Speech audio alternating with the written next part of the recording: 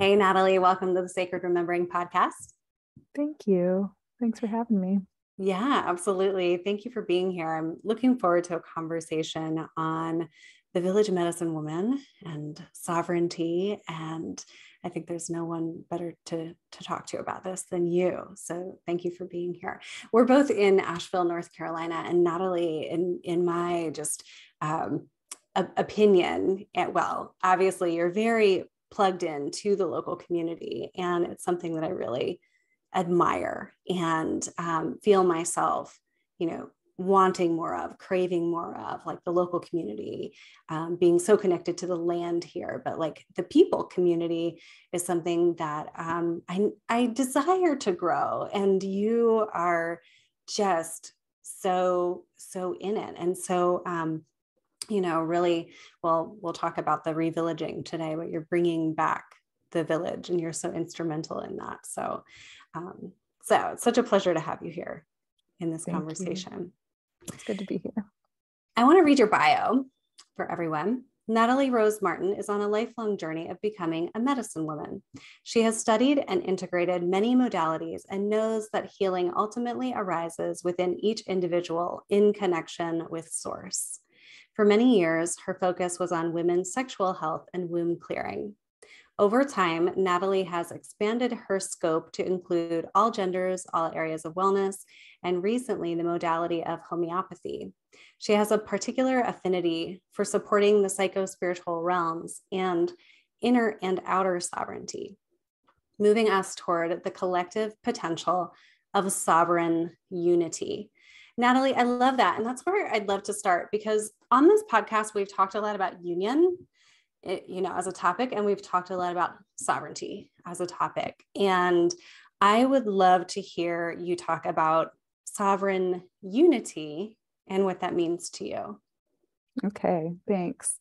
That phrase came forward for me a few years ago, and it was like illustrating this potential that I was tapping into in my relationships and in the field, where when each individual who's participating in a relationship, and it could be a pairing, like a one-on-one relationship, or in a family, or in a spiritual community, is where I was like starting to feel into it, and in larger community groups, when each individual has become sovereign enough within themselves that the like synchronicity just arises and spontaneous creation is born.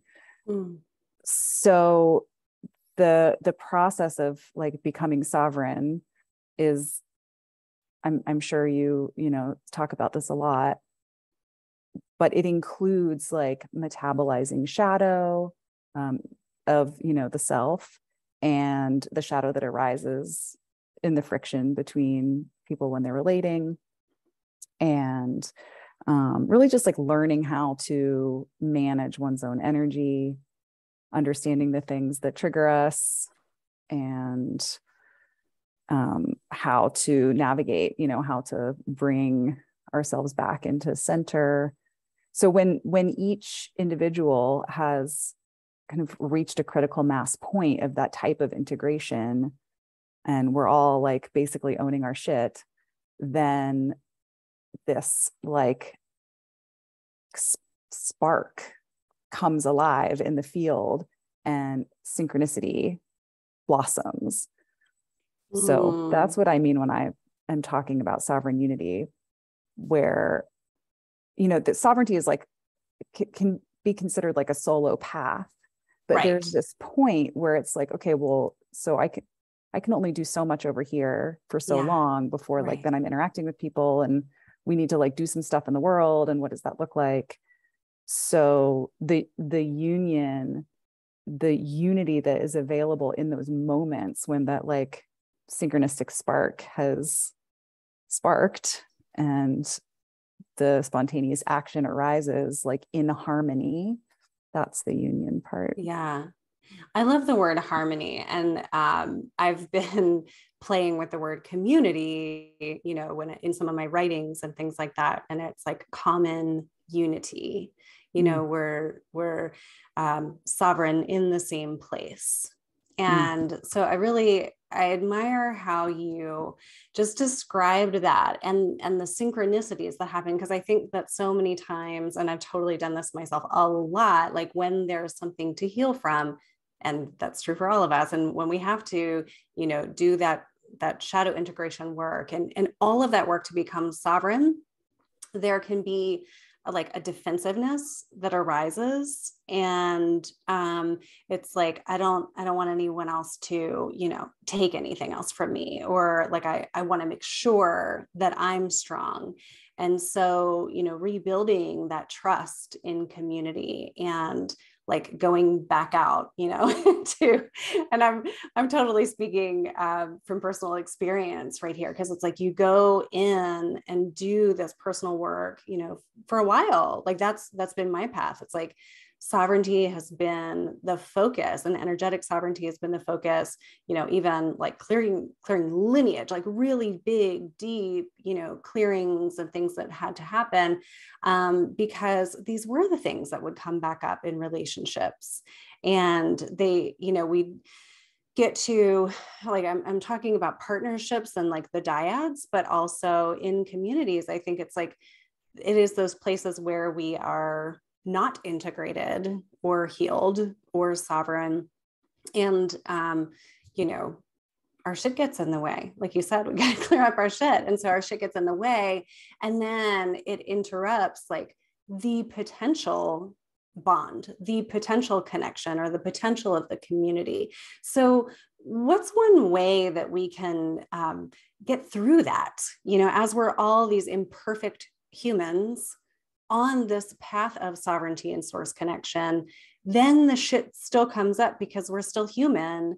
You know, how do people get through that to have the unity part?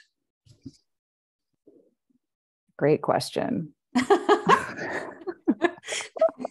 Right?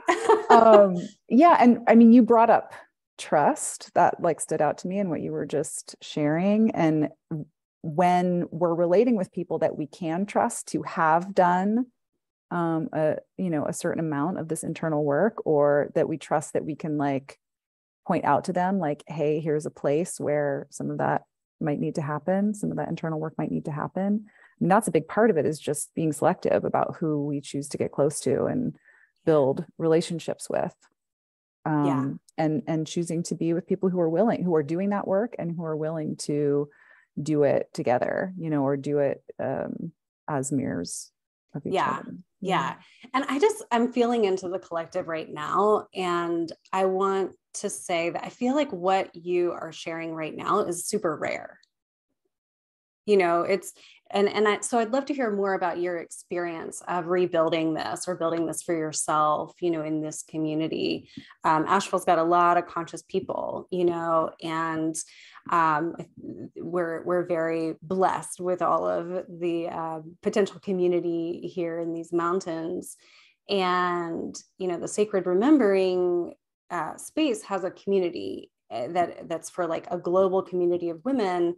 And I say women waking up to the truth of who they are. And when that's happening and we're becoming sovereign, they don't always have a community, you know, in their immediate vicinity that they can meet with. And so that's what we do in the Sacred Remembering community. Like we're creating the community where everyone is sovereign within it. And so that's one way. But what are you experiencing in that? I guess what I would think is pretty unique, this opportunity here.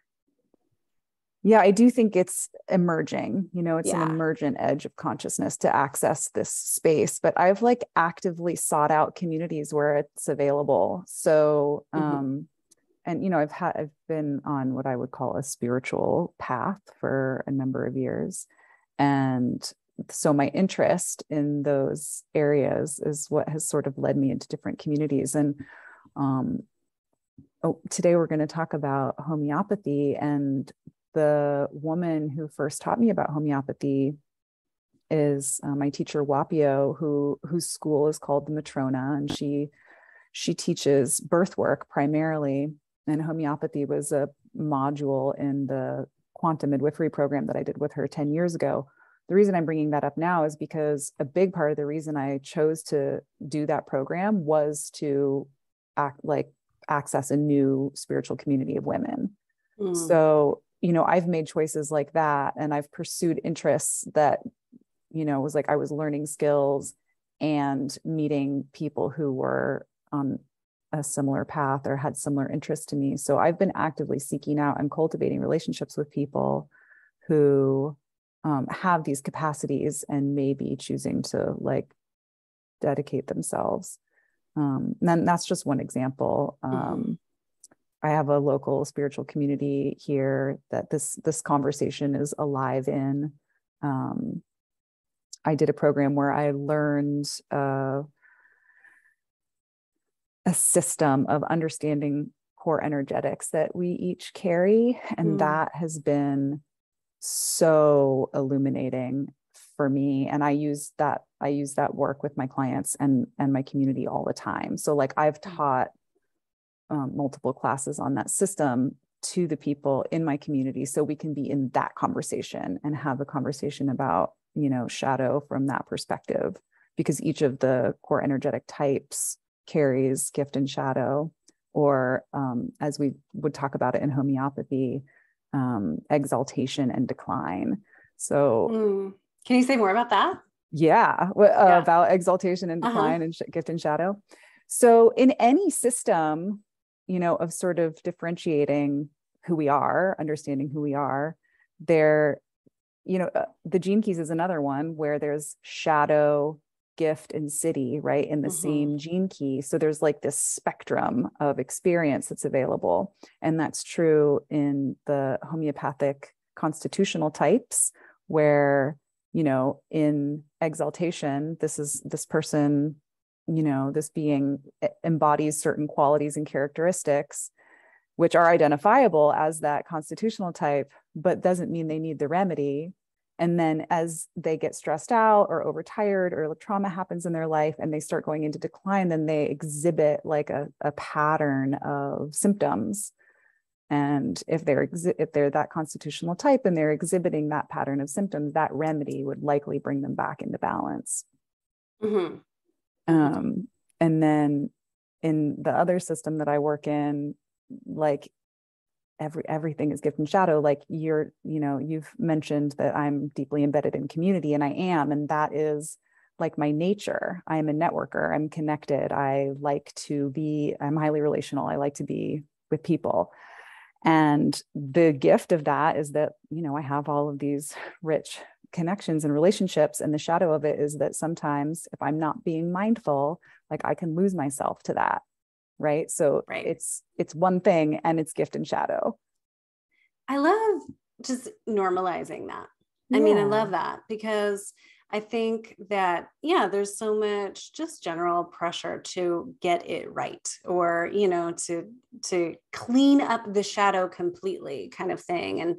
And it's like, well, in any moment, there can be this expression of the exalted, the authentic, or, we slip for whatever reason, and it's okay.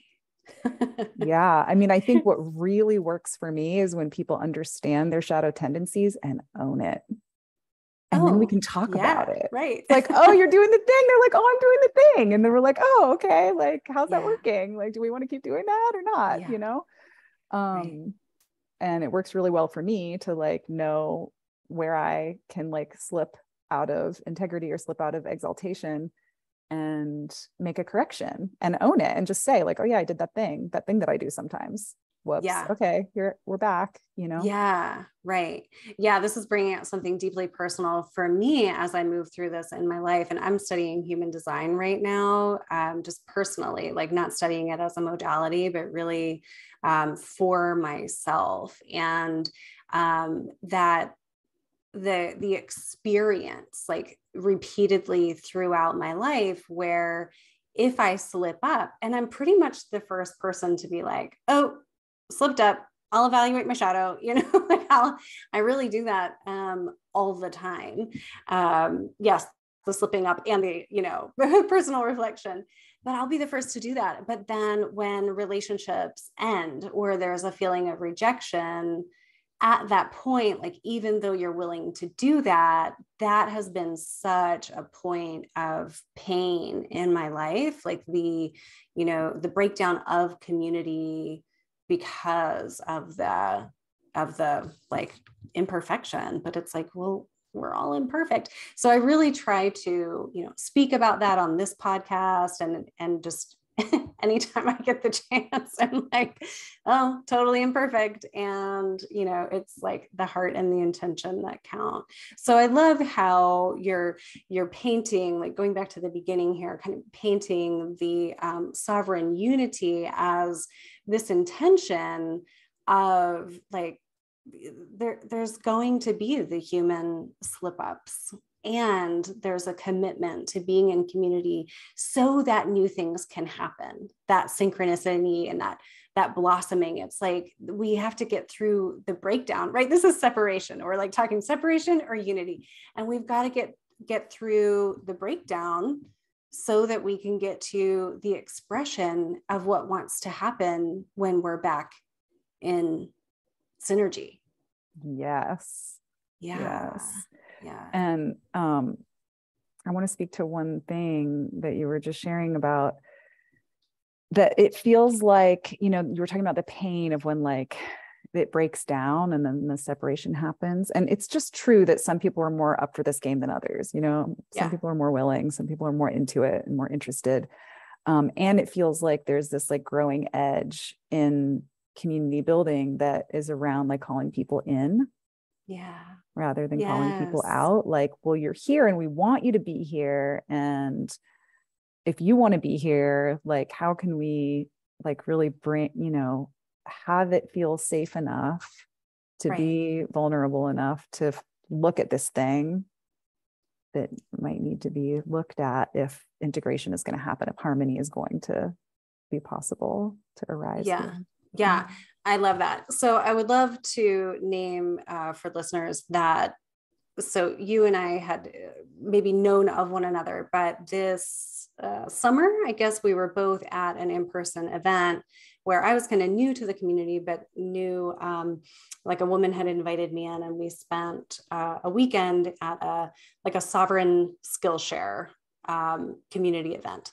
And there was conversation about this and inviting people in. So, having communities so that when there's conflict, there's a place to go. There's like even a council. So I would love to hear you speak about the Harmony Council that you did. I don't know if it's still in effect or not, but such good medicine. Yeah. So a few years ago, a group of women got together. I was one of them. And we were like recognizing this need and we did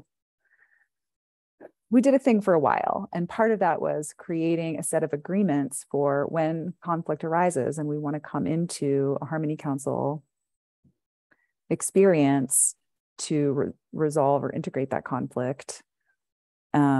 Here are the agreements that we will abide by. And that sort of created a consciousness container for us to work within. We also did other things like host events where we practiced, relational practices or harmonizing practices. We had someone come in and teach some radical honesty for a while, which was really useful. Most everyone had some NVC experience. So we were just nonviolent communication for anybody who doesn't know that. Yeah. Thank you. Nonviolent communication. And so we were just like trying stuff on, and what happens when we do this and how does this go? And I mean, another thing that we discovered is that like people have affinity for each other or not, and that is it's like you can't make a square peg fit in a round hole. And so that's been really interesting too, to like just learn where affinity lies and who naturally is drawn to work on projects with who. Yeah.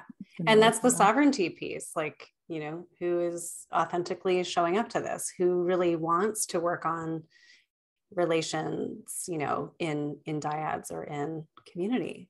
Yeah. Yeah. Oh, I want more of it. Like I want for the world so that we have more of that. I really do. So let's move into homeopathy. And this is the Sacred Remembering podcast. And Sacred Remembering is about waking up to the truth of who we are and being on our journey, and the soul leading us, along that journey. And so I would love to hear anything you want to share around your journey that brought you to homeopathy and this, theme of being the medicine woman or a medicine woman, in community, because that's really, I think, what's happening. Like there's a service component of what you're doing, right? Yeah, definitely. I mean, it feels like it's time for the return of the village medicine woman. And there are a lot of amazing healers in this town. I want to honor that. For sure. So, I've been on this path for my whole life. I studied herbalism first, and that was started over 20 years ago. And then I studied yoga and energy healing.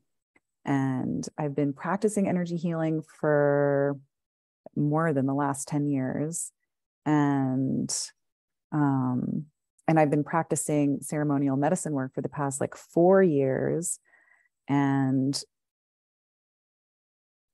the homeopathy piece, again, just to shout out to Wapio and the Matrona, I took her quantum midwifery program 10 years ago, which I don't do birth work, but really informs the other work that I do, the principles of quantum midwifery, and homeopathy pinged me hard back then. And it's a whole thing. It's like a lifetime of study, homeopathy. So, and I had a lot of other things going on. I was still studying herbs and energy healing. And I bookmarked, okay, if you ever have the chance to study homeopathy with Wapio again, you better take it. And so 10 years later, she offered this program for the first time. And it was such a strong, I was I have, a very strong pull. And so that's, it's I trust the medicine of life to bring me what and who I need when it's time. And it really feels like it's time because the sort of process that the pandemic alighted in so many of us is unfolding. And it feels really important to me to have health sovereignty and health freedom, and to be able to tend to my own well-being and my community with natural remedies. And homeopathy is amazing. I'll get into talking about the specifics of how it works, but it just feels like it's time for outer sovereignty. So, we've been doing this inner sovereignty work for years, and I feel like that's a really important foundation. And also, things are changing in the world, and I want to be able to take care of my people and just have a healthy and vital life.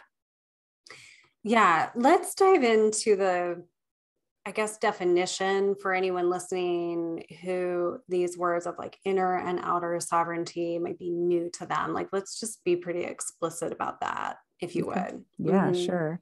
So we've been talking a lot about inner sovereignty. It's this the integration of the shadow, the integration of the lineage healing work that you mentioned, learning how to manage our energy, understanding who we are and how we go and what throws us off and how to bring ourselves back to center.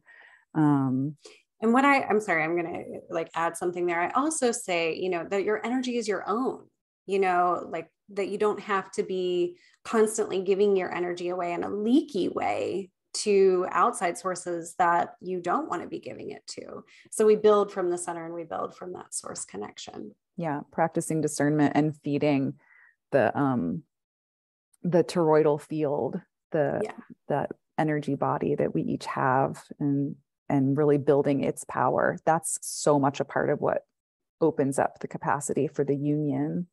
Yeah. that's available with sovereign unity. It's like when each individual unit is like supercharged with their own juice and their own connection, that's when things really start popping off. Yeah. Yeah. And then the outer sovereignty. Yeah. So this is kind of new territory for me. There's like a whole constellation of outer sovereignty information that has come forward really over the last, like it started revealing itself to me, I think a couple of years ago, year and a half ago, but really over the last 6 months, like things have come very front and center. So leaning into homeopathy for health sovereignty and health freedom, and then learning about a structure called a private membership association, which I've created. PMA is another thing that they're called. PMA for Private Membership Association. And it's an organizational structure that takes activities out of the public and into the private. So this is just creating what I would call outer sovereignty. So rather than serving the public with my village medicine woman gifts, I have a private agreement with the people that come to work with me. And that just creates a layer of protection for all of us. Right. Because it's not like you're not filing with the IRS. Well, I'm not filing with anyone. I'm not filing with like I don't have a business license. It's just a private agreement between me, a woman, Natalie Rose Martin, and you, a woman, Sarah Poet. That's it. We're both choosing to enter into this agreement. It's nobody else's business what we're doing. But we agree. And so, so I've created that structure, and it's a paper. It's a legal structure, right? Like well, it's kind of, I guess it's a legal protection, but really what it's doing is taking us out of legal territory and into common law. So that's another piece of this constellation of outer sovereignty, is understanding the difference between common law and legal. And which clearly I don't. There's a whole, that's a whole episode if you want to talk about that sometime. It's really kind of mind-blowing just to understand what jurisdiction the government has placed us in and how we can put ourselves in the jurisdiction that we want to be in. Love it. Yeah. So this is a tool for that. So the PMA structure is a tool for that. So I'm just taking myself out. I don't serve the public. I have private agreements with individuals that I work with, and we do what we've agreed to do. So that's a piece. And then another piece of outer sovereignty that has my attention is the concept and actuality of assemblies, which is starting to happen in Buncombe County. At the county level, it's called a committee of safety, but this is a lost branch of government that's getting revived, that is literally of the people, by the people, for the people. It is super grassroots and really exciting. So that's happening. So there's just this whole constellation of learning about what I'm calling outer sovereignty. Yeah. People just standing up for like personal rights and community rights. Yes. Yes. Beautiful. So, okay. So inner and outer sovereignty. And then let's go back to homeopathy, because I know that there's a lot there that, that we want to speak to in this episode. And I heard you speak about homeopathy at this event that we were at, and you were doing an educational session on it. And I was listening, and I had, those intuitive soul pings like, oh, I think I need that one. And I think I need that one. And, didn't really understand homeopathy pretty much at all, beyond like you could pick up the remedies in the health food store in the little blue vials, and I know about like arnica as like a basis, right, for pain. And beyond that, I didn't really know. So maybe, speaking to like the scope of what you can actually treat with homeopathy, and anything you want to bring up about that. Great. Thanks. Yeah, I'm excited about this medicine. It's, I feel like Wapio calls it the medicine of the future. I feel like it could be the medicine of the people. It's the medicine of the people. It's like so simple. It's accessibility is a question, but it's accessible. If the remedies are around, it's accessible, it's affordable. The reason I say that is because it's been challenging to get kits. And kit means like the whole. I'll like show, for the kit. folks who are on the video, I'll show you one of my kits. So this is a kit that has 100 remedies in it. Okay. And they're in these tiny vials. And they have tiny pellets in them. So this is so much medicine right here. Really support a lot of people with all of that. So I really do think it's a great idea for folks who are interested in using it to have a kit, and they are available. There are especially like some 36 remedy kits that are available. These 100 remedy kits are less available, but just having like a basic first aid and acute remedy kit on hand is a great idea. And if you can find someone in your community who's working with homeopathy and they have remedies, then that's a great idea. Get connected. And I certainly invite people in the Asheville area to get connected with me. And even people who aren't here, I can do consults with via video call, but I wouldn't probably send the remedies. I would just have people order them unless there was something that was hard to find. So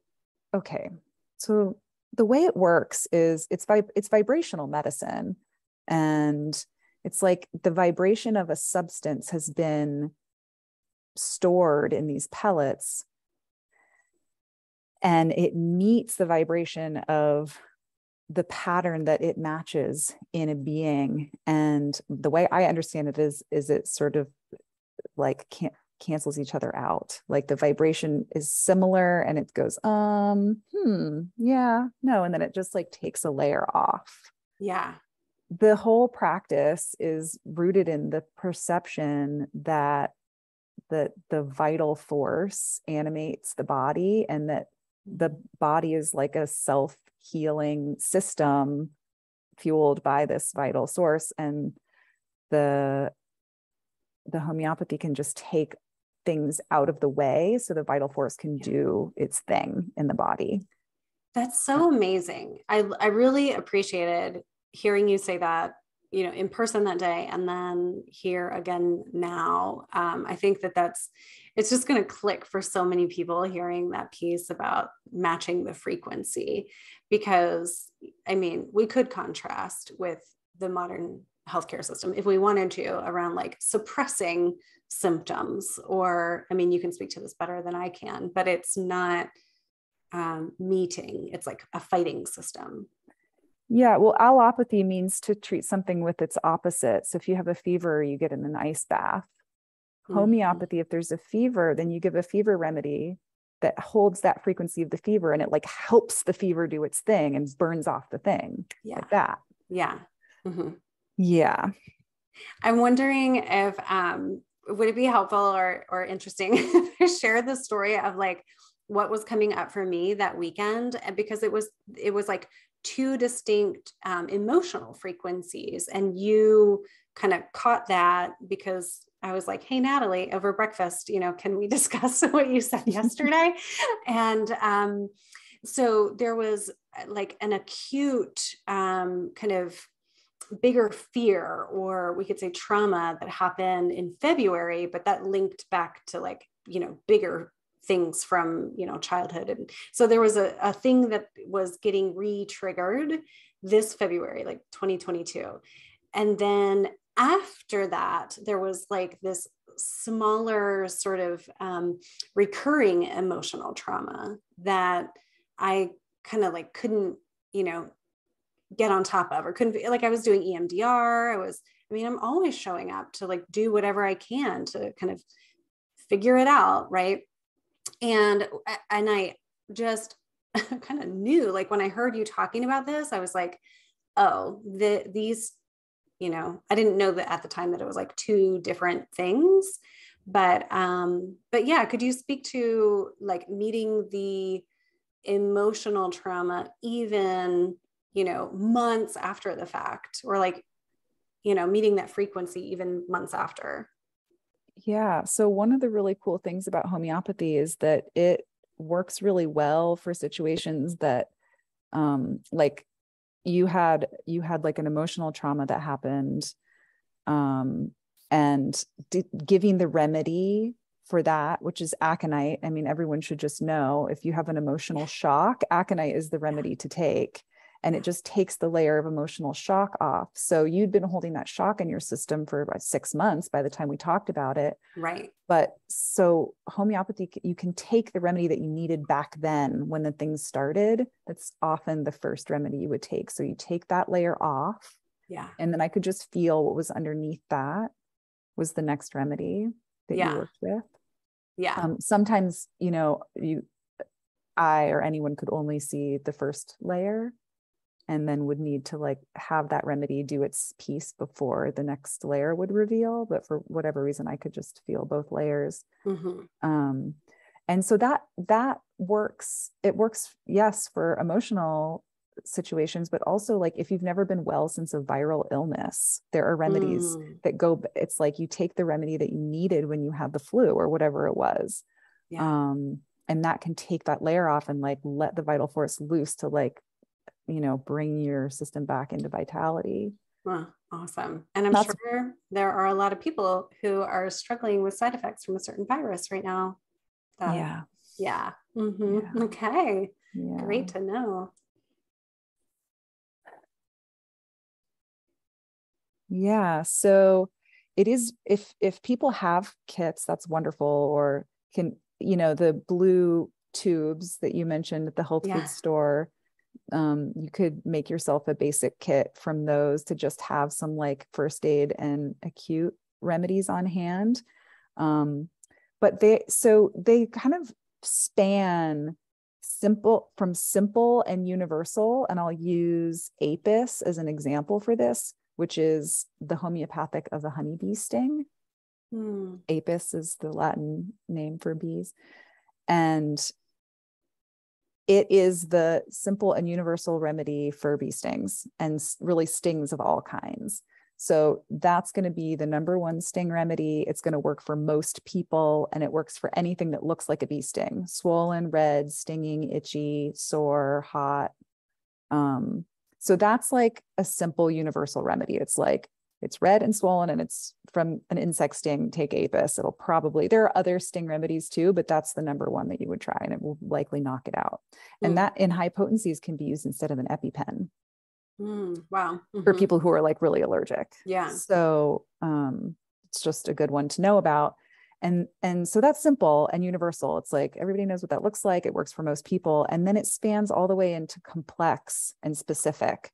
So there could be like a really complex picture of symptomatology and the original cause and the sort of like mental emotional picture. And so that's really complex and really specific. And there are remedy pictures that meet those pictures. So the reason it's useful to work with a homeopath or a homeopathic consultant is because there's just so much information. And being able to talk with someone about that constellation of symptoms and have them be like, oh, I think I know the remedy for you, and then take it and then clear up like the whole thing or 80% of it with one remedy is like, it's freaking miracle. It's like amazing. Homeopathy is amazing. It is amazing. And I'm so glad that more people are going to have this information as a result of this conversation, because it's like, we've tried a couple of those blue vials from the health food store with just like the given description on the case kind of thing. And there's just, there's so much more to it. And I love what you just said about like complexities, and it's not often just like one thing. Again, we could contrast with the modern medical system where it's like, okay, we're going to just treat this one thing, this one symptom, so having this like multifaceted very skilled woman to be like, well, I think there's this emotional component, and then there's this physical component, and various complexities, layers. Yeah. There's a lot to it. I'll just talk about a few more ways that it can be used. Please. So we can use it in emergency, first aid, acute situations. So there's like anything from a bee sting to, you mentioned arnica, anytime there's like a traumatic physical injury. If there's an emotional shock, take the aconite. If there's a traumatic physical injury, then after the aconite, then take the arnica. Yeah. And that will often, take away, or it will like supports, what arnica actually does is supports the body to deal with blood. So it really is good for bruising, and it's actually often used after heart attack and stroke. There are like acute remedies for those situations, but like afterwards, the arnica will help the body like reabsorb the blood that was out of place through those traumatic incidents in the body. And then there's acutes, which includes things like fevers and viruses and injuries, whatever, that whole, so from emergency first aid into acutes. And then periodic diseases, which includes like PMS, seasonal allergies, migraines, that type of thing that like comes and goes, Yeah. And then that like complex picture can encompass weird mystery symptoms. Like people can have like a constellation of kind of like nebulous, like weird, like it doesn't really make sense mystery symptoms. And if you would go to the conventional doctor, they'd be like, there's nothing wrong with you, or, here's an anti-inflammatory or whatever. And that's it. So that area holds a lot of interest for me, to be able to really support people that can't, receive the support that they need from the can't get an answer system. like this. Yeah. Yeah. And that applies too to the structural issues. So homeopathy is actually great for structural issues. Everything from pelvic prolapse to slipped discs to like muscle tension and that won't give up in the upper back. And if you have a slipped disc, you go to the doctor and they're like, well, you have to have surgery. Yeah. That's it. And pelvic prolapse is a big one. I know a lot of women have this, and like the solutions offered are a pessary, where you like stick a thing in there to push the pelvic floor back up. No thanks. Or have surgery, which like often just creates scar tissue and makes the situation worse long term. And there are remedies that will like literally move the organs around and strengthen the tissues and support the system to come back into structural alignment. It's amazing. It's so amazing. You just told me about one a few days ago, because I was saying that like I've been doing this kind of head cranial brain balancing, restructuring for pretty much like 3-4 months now, and really focusing on like all of this alignment in my head. And you told me about a support for the cranium and like the softening of, I don't know, whatever's going on up there. And it's in the mail and I cannot wait. Oh, good. Yes. Yeah. I've been working on this like diligently. So it was like perfect synchronistic timing. Awesome. Yeah. So that remedy that I told you about, that loosens the bony structures of the head and allows the sphenoid bone, which is the floor of the ventricle where the pituitary gland is suspended in the center of the head, like allows all of the bony structures to loosen and the sphenoid to come back into, like, it's supposed to rock on the cerebrospinal fluid as it pulses through the central nervous system. And it can get stuck from trauma, I think probably from like emotional trauma or from physical trauma. Yeah. And it just allows all of that to like loosen and come back into aligned flow, which totally affects especially the pelvis, but the whole structural system. So, okay. So that remedy is, and I'm glad this came up because I want to talk about this. That remedy is a set of new remedies. So I'll give a quick history. Homeopathy as it's practiced today is about 200 years old. And most of the remedies that we use have been being used for most of that time and, been thoroughly documented. In the 90s, some homeopaths in England got together and started doing meditative provings on new remedies.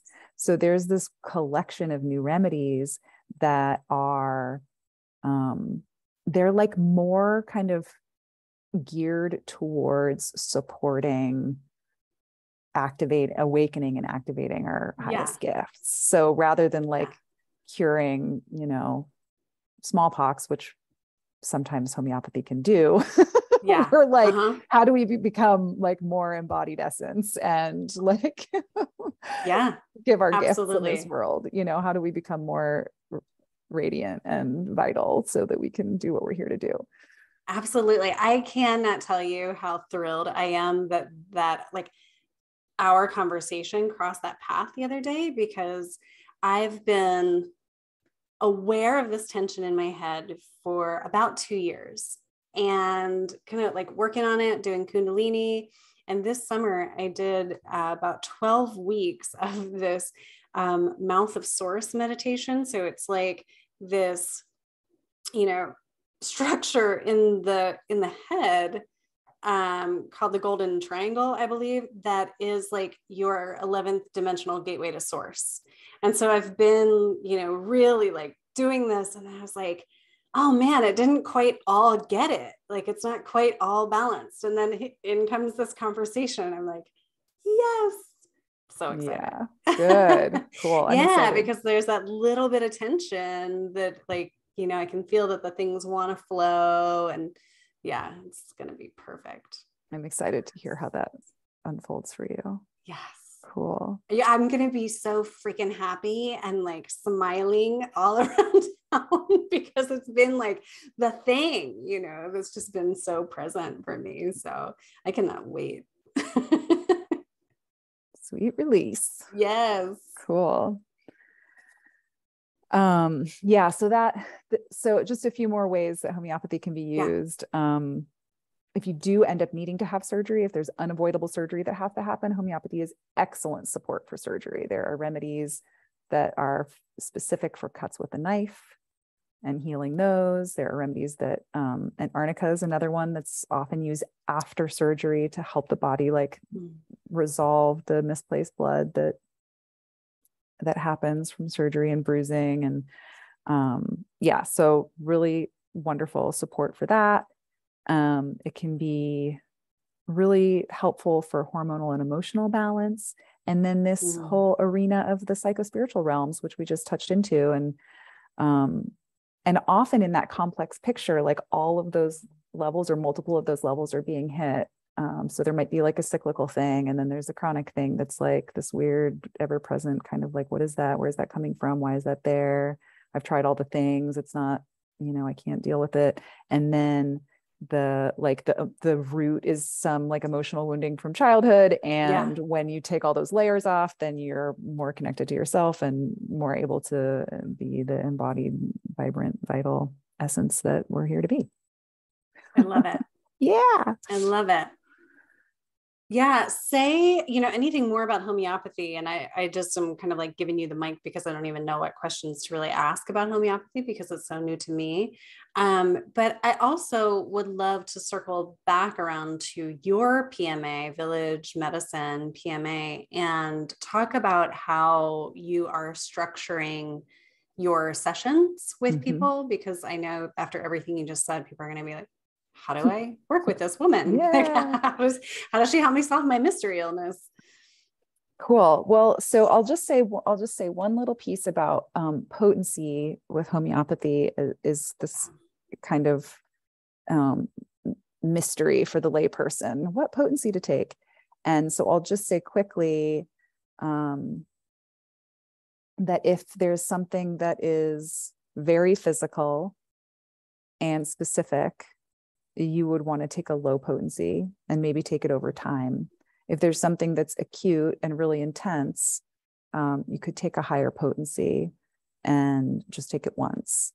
And then there's like a whole lot more in there, the art of working with the potencies, but just as a kind of baseline, just so people have a sense, like if you just want to try a remedy and see if it's the one for you, for a thing, like a 30C is a fine place to start. And that's usually what's available on the shelf at the store. A 6C is more for like a very specific, very physical thing that you would take the 6C over time. And then like if somebody say fell and had a physical injury or trauma, and depending on the severity of it, you could try the 30C or you could just give a 200C, but probably you would only take the 200 once or maybe twice. Okay. So that's kind of how it works. It's like the lower the potency, the more times you take it, the higher the potency, the more sure you want to be it's the right remedy, the more intense the situation. And like I said, there's a lot more to it, but that's a good place to start. And just so people have a sense of what they're working with. The 30C is usually a fine place to start. Yeah. That's super helpful. Yeah. And then, so Village Medicine is the name of my PMA. I'm so excited about it. And I did find out, well, I probably had heard of PMAs before, but they came front and center to my consciousness this summer as I was graduating from the homeopathy immersion, and was like, oh, well, clearly this is what I need to do. And so I decided to use that structure to create a container for all of my offerings. So the work that I've been doing is included in there. And then this new offering of homeopathy consultations is also outlined in the PMA document. So the way it's set up is there's a one-time initiation, non-refundable membership fee. It's $20. So I'm making it super accessible. I really want this medicine to be available to people. I want people to feel like they have access to care. So it's $20 to initiate the membership.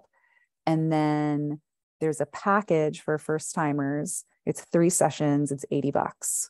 So it's $100 to get in and get care. And one of those sessions will be a little longer, and we'll do like a time spiral, like history intake.